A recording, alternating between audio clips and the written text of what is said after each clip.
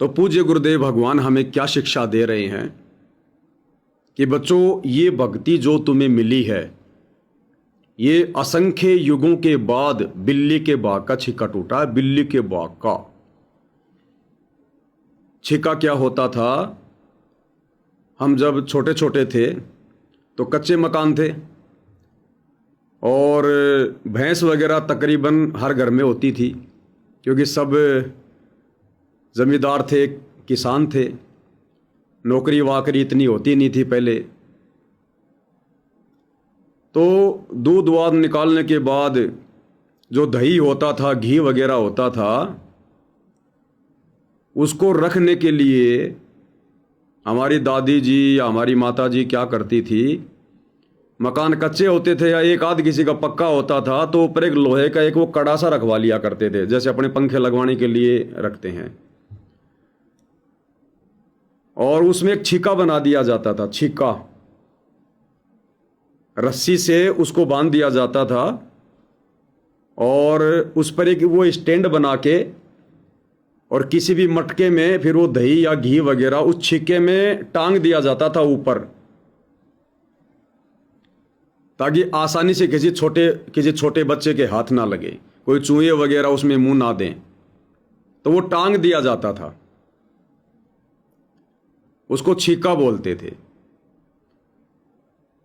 अब वो छिक्का कभी कभार टूटता था 10-20 साल में या 5-7 साल में, कभी वो रस्सी कमजोर हो जाए या और कोई कारण हो जाए तो छिक्का टूट के नीचे गिरता था, और जो भी उसमें वस्तु होती थी, कोई छाछ थी या दही थी या दूध था या घी था, वो नीचे गिरता था। रोजाना नहीं टूटा करता था। और अमूमन ये बिल्ली वगैरह से, कुत्ते वगैरह से बचाए रखने के लिए छिक्के में वो चीजें रखी जाती थी। तो गुरुदेव कहते हैं कि बिल्ली के बाग का छिक्का टूटा है, यानी तुम्हें ये मोक्ष मार्ग मिला है। अब बिल्ली तो रोज आती थी घर में और छिक्के की तरफ देखा करती थी, लेकिन वो खा नहीं पाती थी। और कभी मान लो बिल्ली आ गई और छिक्का अपने आप टूट गया, तो कहते बिल्ली के बाग का छिक्का टूट गया। उस दिन बिल्ली छिक छिक के दूध पिया करती थी, दही खाया करती थी, वो सारा नीचे फैल जाता था जो ऊपर टंगा हुआ था। तो आज भाई और बहनों, ये बिल्ली के बाग का छिक्का टूट गया, तोड़ दिया परमात्मा ने जानबूझ के। इस कलयुग की बिचली पीढ़ी में सतलोक से चलकर खुद नीचे उतर के आ गया धरती पर, और गारंटी दे रहा है परमात्मा कि आ जाओ शरण में, दीक्षा ले लो, आजीवन मर्यादा में रहो, मेरे वचन में रहो, मोक्ष पक्का है, पक्का। अन्यथा ये मार्ग मिला नहीं करता, ये मार्ग ढूंढने से नहीं मिला करता, खोजने से नहीं मिला करता है। ये ब्रह्मा विष्णु महेश थक गए खोज खोज के, इनको नहीं मिला। ये साधु संत महात्मा ऋषिजन शरीर गाड़ दिए इन्होंने, काल की छाया के भी दर्शन नहीं कर पाए, परमात्मा तो बहुत दूर की बात है। और आज साक्षात वो सर्व सृष्टि रचनहार कबीर देव सतगुरु रामपाल जी के नाम से आप और हमारे सामने धरती पर प्रकट है। तो आज ये बिल्ली के बाग का छिक्का टूट गया, आप और हमारे बाग का मोक्ष वाला छिक्का।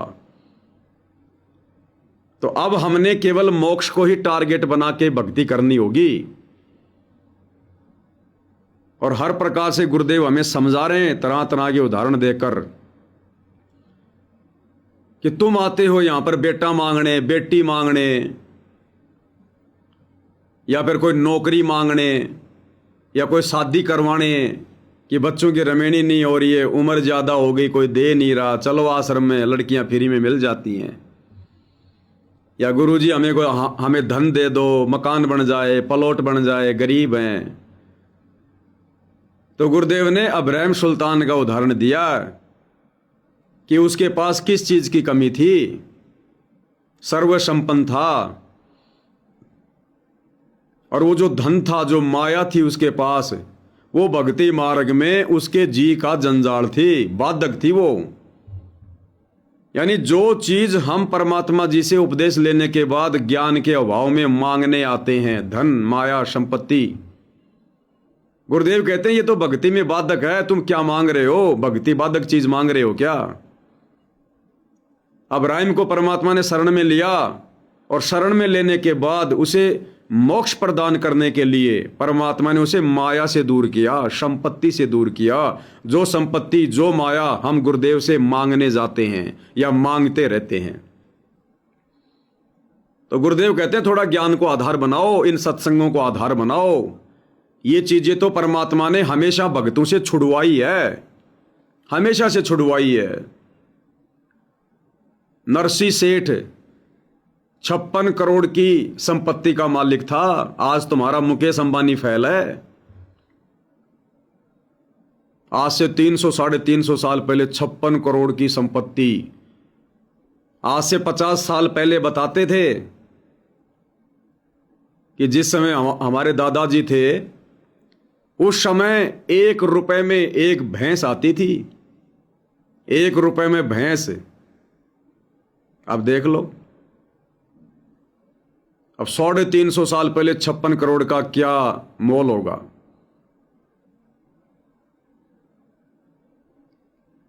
उस नरसी सेठ से परमात्मा ने उस संपत्ति को छुड़वाया।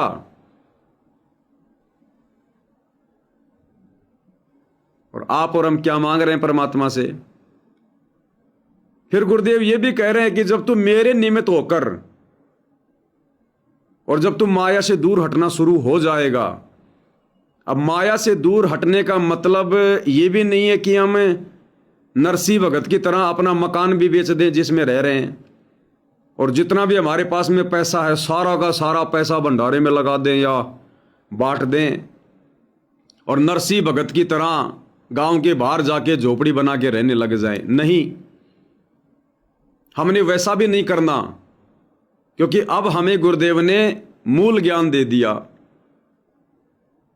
अब हमने इसी समाज में रहना है, इन्हीं लोगों के बीच में रहना है, काम धंधा भी करना है, भक्ति भी करनी है, लेकिन संयमित होकर, संयमित होकर।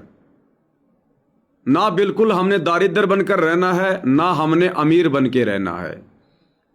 हमने संयम से चलना पड़ेगा, संयम से।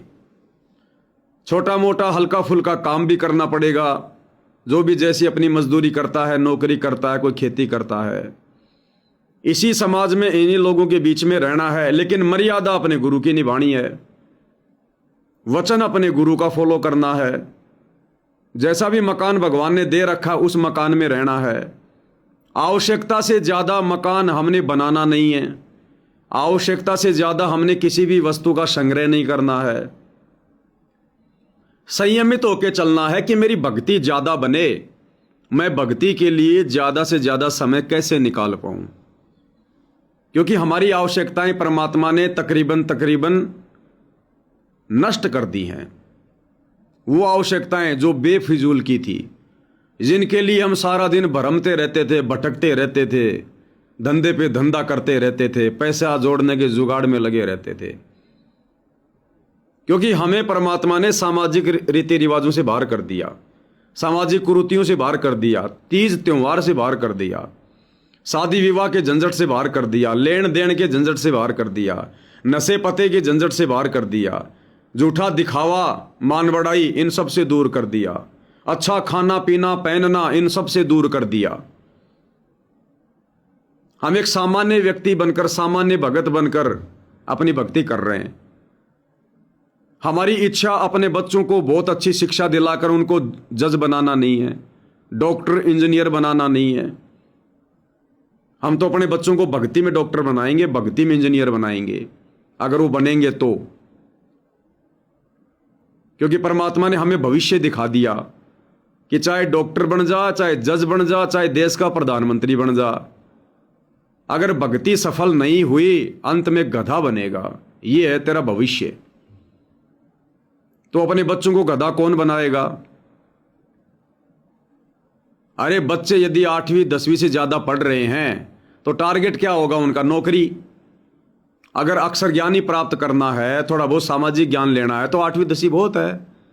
इससे ज्यादा यदि आप बच्चों को पढ़ा रहे हो, बच्चा पढ़ना चाह रहा है, तो बच्चे का टारगेट क्या है फिर? नौकरी प्राप्त करना। नौकरी किस लिए चाह रहा है? पैसे कमाने के लिए, अच्छा खासा धन कमाने के लिए। तो गया फिर वो काम से। फिर वो भक्ति में डॉक्टर नहीं बन पाएगा, वो भक्ति में इंजीनियरिंग नहीं कर पाएगा, उसका भविष्य फिर जीरो है, जीरो। तो हमने बच्चों को भक्ति में डॉक्टर बनाना है। इसलिए गुरुदेव कह रहे हैं कि बच्चों, तुम्हें आवश्यकता है किस चीज की? सत भक्ति मिल गई तुम्हें, सच्चा परमात्मा मिल गया। अब यदि मर्यादा में रह के भक्ति करोगे तो तुम्हारा बाप तुम्हें किसी चीज के भरोसे रहने देगा क्या? अपने सामर्थ्य के अनुसार कोई भी बाप अपने बच्चों को दुखी नहीं देख सकता। अब ये तो सेठों का सेठ है, जगत सेठ है भाई। अगर इसकी मर्यादा में चलेंगे, इसके वचन में चलेंगे तो ये भूखा मरने देगा क्या? जिस चीज की आवश्यकता होगी समय से पहले लाके रख देगा। तो बताओ फिर किस लिए हम भागा दौड़ करें, किस लिए हाहाकार मचाएं? इसलिए गुरुदेव भगवान अब्राहिम सुल्तान का उदाहरण देकर बता रहे हैं कि परमात्मा ने जिनसे भक्ति करवानी थी उनको माया से दूर किया, धन से दूर किया। जब तक हम भक्ति मार्ग पर जो भगत के 16 श्रृंगार हैं, जब तक हम उनको धारण नहीं करेंगे, उनमें संतोष भी एक श्रृंगार है। संतोष, धैर्य, जब तक हम इन गुणों को धारण नहीं करेंगे हम कैसे भगत बनेंगे?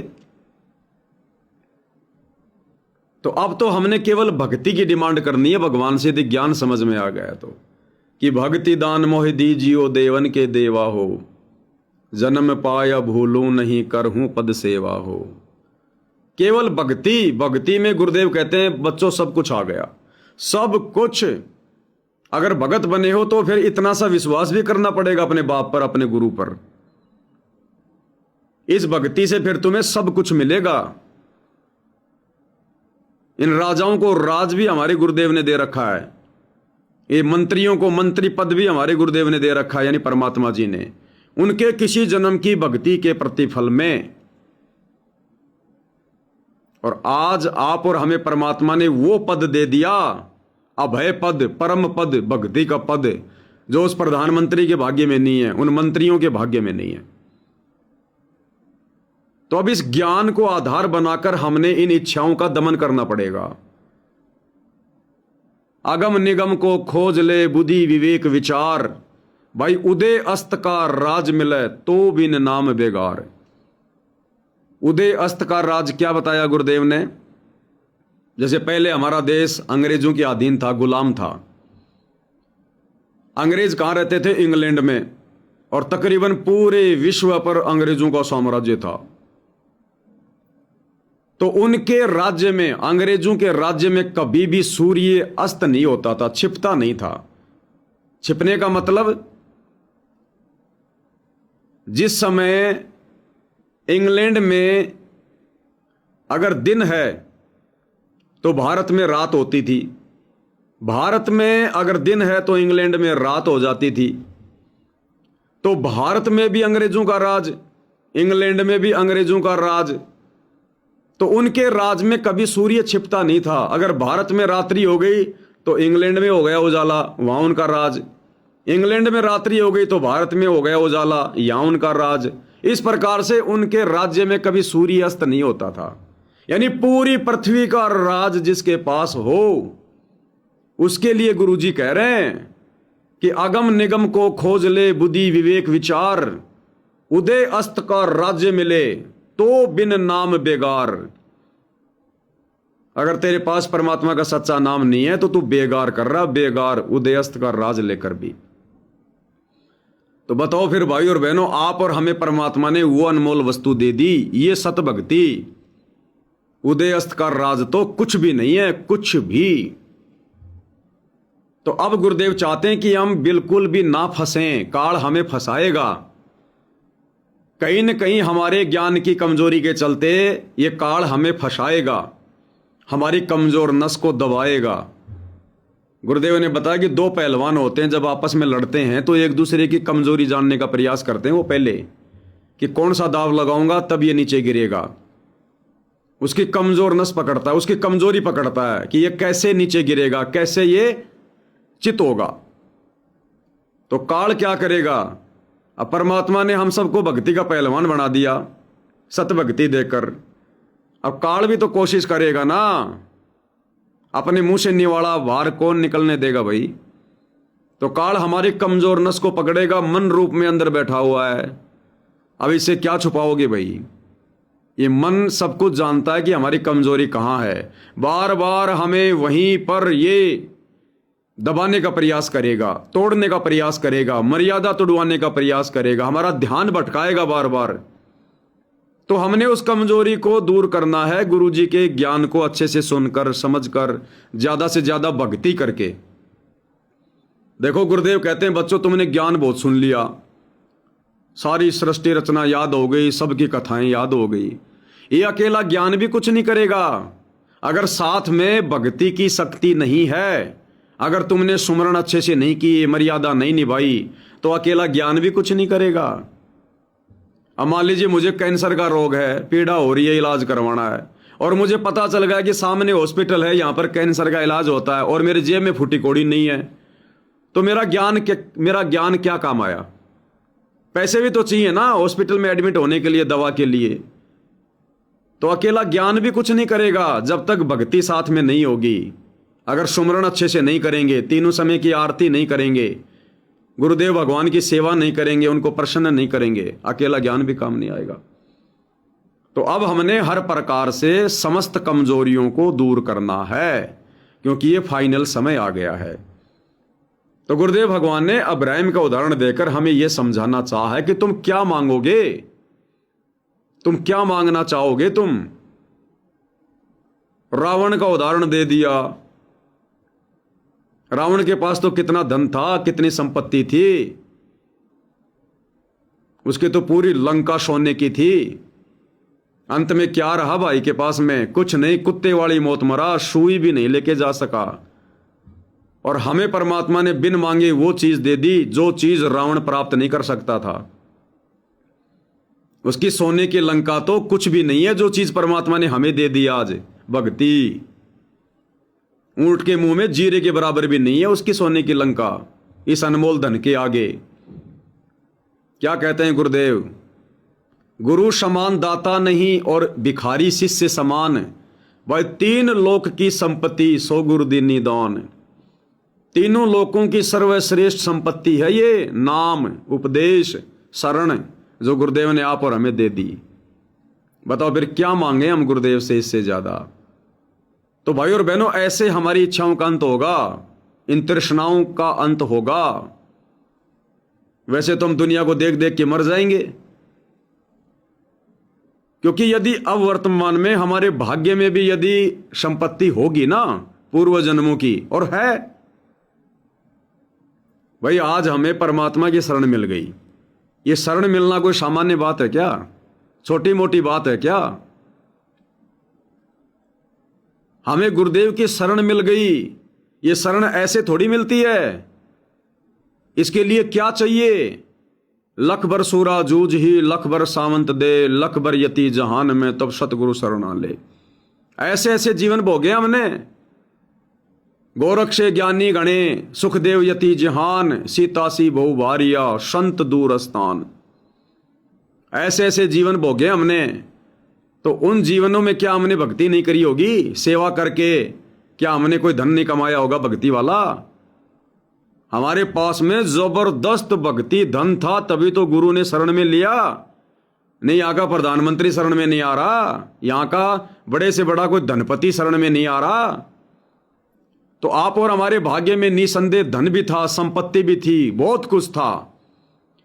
लेकिन हमें इस समय भक्ति करवाने के लिए, काल के जाल से बाहर निकालने के लिए गुरुदेव ने क्रोश मार दिया, डिलीट कर दिया कि नहीं, ये संपत्ति मैं तुम्हें सतलोक में दूंगा, ये सुख मैं तुम्हें सतलोक में दूंगा। तो हमने इस ज्ञान को इस प्रकार आधार बना के कि हमारे भाग्य में तो सब कुछ था। जब भगवान हमारे भाग्य में, आज हमें भगवान मिल गया गुरुदेव के रूप में। अरे जब भगवान हमारे भाग्य में, तो बाकी संपत्ति भगवान से बड़ी है क्या? फिर ये संपत्ति, यहां के सुख तो भगवान के चरणों की धूल है। चार मुक्ति जहां चंपी करती माया होरी दासी, दास गरीब अभय पद पर से मिले राम अविनाशी। 21 ब्रह्मांड तो भगवान ने दान में दे रखा है, इस भिखारी को भीख में दे रखा है। 21 ब्रह्मांड जिसने दान में दिया हो, आज वो दानी हमें मिल गया। फिर बताओ हम किस चीज की उम्मीद करें? यहां ये तो भीख है, फिर क्या हम भीख मांगेंगे क्या? अरे 21 ब्रह्मांड का सुख तो भीख है, भीख जो हमारे बाप ने दे रखा है इसको। अरे क्या मांगेंगे फिर हम यहाँ पर? जो टुकड़े हमारे बाप ने फेंक रखे हैं भिखारी को, हमारे बाप के द्वारा दी गई भीख उस भिखारी से हम मांगेंगे क्या? तो हमारे भाग्य में सब कुछ है। जब ये जगत सेठ हमारा बाप है, जिसका बाप सेठ हो, बताओ फिर उसका बेटा कैसे कंगाल रह सकता है? लेकिन ये बाप जानबूझ के हमें सामान्य स्थिति में रख रहा है, जानबूझ के। क्योंकि मालिक कहते हैं सुख के माथे पत्थर पड़ो जो नाम हृदय से जाए, बलिहारी उस दुख के ऊपर जो पल पल नाम रटाए। आप और हमारे आत्म कल्याण के लिए, आप और हमारे मोक्ष के लिए, हमें लक 84 से बाहर निकालने के लिए इस परमात्मा ने जानबूझकर हमारे हिस्से में जो संपत्ति थी, अथाह संपत्ति, आज ये मंत्री पद आप और हमारे थे, यहां बड़े बड़े पैसे वाले आप और हम थे, वो हमारे हिस्से का धन परमात्मा ने इनमें बांट दिया गरीबों में, क्योंकि हमें सतलोक जाना है। तो अब हमने ज्ञान को आधार बनाकर दुनिया वालों को देखकर हमने मायूस नहीं होना कि फलाने का लड़का इतना बड़ा पैसे वाला है, डॉक्टर बन गया, इंजीनियर बन गया, फलाना का बेटा जज बन गया, ये बन गया। अरे फलाने का बेटा अगले जन्म में गधा भी बनेगा। आज अगर वो इंजीनियर बन गया ना, अगले जन्म में वो गंदी नाली का कीड़ा भी बनेगा। वो भविष्य तो देखना हमने। वाणी क्या कह रही है? अगम निगम को खोज ले। अगम यानी आगे का और निगम यानी पीछे का। कहते हैं ज्ञान आधार से खोज ले, विचार कर ले। जिसके पास भक्ति नहीं है उसका भविष्य जीरो, वो तो पिछले जन्म की मलाई खा रहा है। तो अगम निगम को खोज ले, बुद्धि विवेक विचार के ज्ञान को आधार बना, थोड़ा विवेक का इस्तेमाल कर। दुनिया की देखा देखी मत चल, भक्ति पर नहीं चल पाएगा। उदय अस्त का राज मिले तो बिन नाम बेगार। हमने तो अपने बाप को देख के चलना, अपने गुरुदेव भगवान को। सारी सृष्टि का मालिक, सेठों का सेठ, जगत सेठ आज कहां बैठा है? कहां बैठा आज? इस आर की छोटी जेल में क्या खा रहा है? दाल रोटी। क्या पहन रहा है? सरकारी कपड़ा। कहां सो रहा है? नीचे जमीन पर। क्या पी रहा है? मटके का पानी। लोगों के बीच में कैसे रह रहा है? बेइज्जत होकर। जेल में बैठे किसी को कोई इज्जत देता है क्या? बताओ फिर हम किस चीज की उम्मीद करें इस गंदे लोक में? हम किस चीज की चाहत रखें? वो सारी सृष्टि का मालिक जिसने राजाओं को राज दे रखा है, ब्रह्मा विष्णु महेश को ये पद दे रखे हैं, काल को 21 ब्रह्मांड दे रखे हैं, अक्षर पुरुष को 7 संग ब्रह्मांड दे रखे हैं। वो शतलोक का राजा शहंशाह जो रतन जड़ित सिंहासन पर बैठा करता है, आज वो कहां बैठा है? इस आर की टूटी फूटी जेल में। कहने को उसके पास अपना खुद का मकान भी नहीं है, एक 50 गज का कोई प्लाट भी नहीं है। बताइए भाई, फिर आप और हम भगत भाई बहन क्या मांग रहे हैं? हमारी बुद्धि पे पत्थर पड़े हैं क्या? बाप हमें भक्ति करना सिखा रहा है, हमारे को गंदे लोक में जीना सिखा रहा है। कम से कम वजन लेके चलो, तब जाओगे तुम सतलोक। तो हम जैसे हैं बहुत अच्छे हैं, यहां के राजाओं से तो सर्वश्रेष्ठ हैं। और जीना हमने अपने बाप को देख के है, भक्ति हमने अपने बाप को देख के करनी है। तब भाई और बहनों बात बनेगी ये। नहीं ये काल तो आए दिन हमारे को नए नए सपने दिखाएगा, नए नए सपने। कभी तुम्हारी भगतमती के माध्यम से तीर मरवाएगा, क्योंकि घर में जरूरी थोड़ी है दोनों को बराबर ज्ञान होगा। किसी की भगतमती को अच्छा ज्ञान है तो उसके भगत के माध्यम से तीर मरवाएगा, करोगे तुम घर का सत्यानाश। क्या दे दिया तेरे बाबा ने? 10 साल से तू भक्ति कर रही है, क्या दे दिया तेरे बाबा ने? वो फला भगत देखो 4 साल पहले नाम लिया, आज इतना पैसे वाला हो गया, उसका काम धंधा चल पड़ा। वो चलने दो उस भगत का काम। वो परमात्मा क्यों चला रहा है? चलने दो। हमने ना तो भगत को देख के चलना, ना जगत को देख के चलना, ना पड़ोसियों को देख के चलना, ना रिश्तेदारों को देख के चलना, ना यहाँ के राजा महाराजाओं को देख के चलना। हमने अपने बाप को देख के चलना है। तो गुरुदेव भगवान हमें क्या समझाना चाह रहे हैं अब आगे?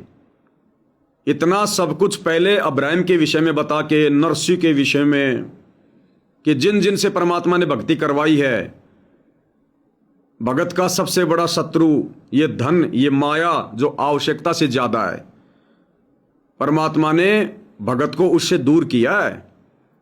तो आप और हमने नरसी भगत की तरह भी नहीं हमने सामान्य जीवन जीना है, नॉर्मल, ना अमीर ना गरीब, सामान्य तरीके से भक्ति करनी है, आम व्यक्ति बन के भक्ति करनी है, आम भगत बनने के हमने भक्ति करनी है।